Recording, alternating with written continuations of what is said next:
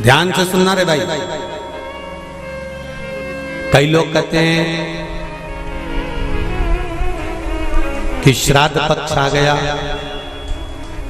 ये कर लेना चाहिए तो प्रेत योनि से मुक्ति हो जाएगी। पितरों की शांति के लिए ये कर लेना चाहिए तो पितृ मुक्त हो जाएंगे। पहले तो एक बात अच्छे से समझ लो, पितृ मुक्त नहीं होते, उनकी शांति होती है। क्या होती है? जम के बोलो जरा। उनकी शांति होती है। जब आप किसी तीर्थ में स्नान कर रहे हो, जब आप किसी तीर्थ में हो, स्नान कर रहे हो, पुण्य कर रहे हो, सत्कर्म कर रहे हो, भजन कर रहे हो, कीर्तन कर रहे हो, मंत्र जाप कर रहे हो, तो उसका एक अंश, एक भाग हमारे पूर्वजों के खाते में, हमारे पितरों के खाते में जाता है, तो उनके खाते में पहुंचता है, ये निश्चित है। आपने किसी ब्राह्मण को भोजन कराया, भले आपने पितरों के निमित्त नहीं जिमाया, कोई ब्राह्मण को एक गिलास पानी पिलाया, भले आपने पितरों के निमित्त नहीं पिलाया, पर आपका एक अंश उसके खाते में चला जाएगा। उससे क्या होगा? पितरों की शांति। और समझ लो, गया जी में पिंडदान कर देने से क्या पितृ मुक्त हो जाते हैं? बद्रीनाथ जाकर कपाल क्रिया करने से क्या पितृ मुक्त हो जाते हैं?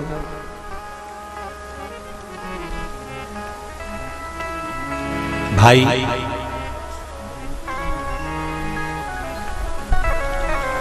गया जी जाना तो वहां के पंडा जी से पूछना, हम यहाँ पिंडदान कर देंगे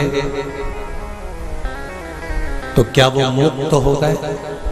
पंडा जी कहेंगे, आप अपने पूर्वजों को गया का पिंड देकर, उनका पिंडदान कर कर आप उनको भगवान विष्णु के चरणारविंद में छोड़ गए,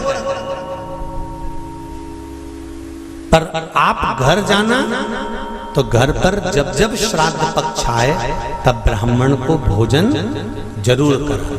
भले तुम भूख मत देना, कौवे का मत निकालना, पर एक काम जरूर करना कि ब्राह्मण भोज कराना। उससे क्या होगा? 16 श्राद्ध में जब हमारे पितरों को, हमारे पूर्वजों को पितृलोक से छोड़ा जाता है, तो वो सबसे पहले जिस घर में रहे होते हैं, जहां उनका पिंड घर में दिया होता है, जहां रहे होते हैं, सबसे पहले वो वहां आते हैं, सबसे पहले वहां आएंगे। और अगर तुमने उनकी तिथि पर, उनके वार पर अगर आपने भोजन करा दिया है, तो उनकी मुक्तता नहीं, उनकी शांति हो जाती है।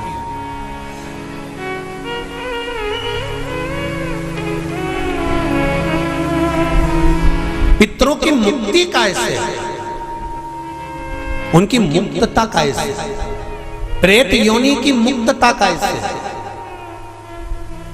तो कहा, जैसे भगवान का नाम लेने वाला व्यक्ति दूसरा जन्म नहीं पाता, उसी तरह भगवान का जो भजन करते हैं, कीर्तन करते हैं, मंत्र जाप करते हैं, या शिव महापुराण की कथा, राम कथा, भागवत कथा, विष्णु पुराण आदि जितनी भी पुराण हम श्रवण करते हैं, हमारे श्रवण करने का एक भाग हमारे पितरों के खाते में जाता है, तो उस कथा के फल से उनकी मुक्ति हो जाती है।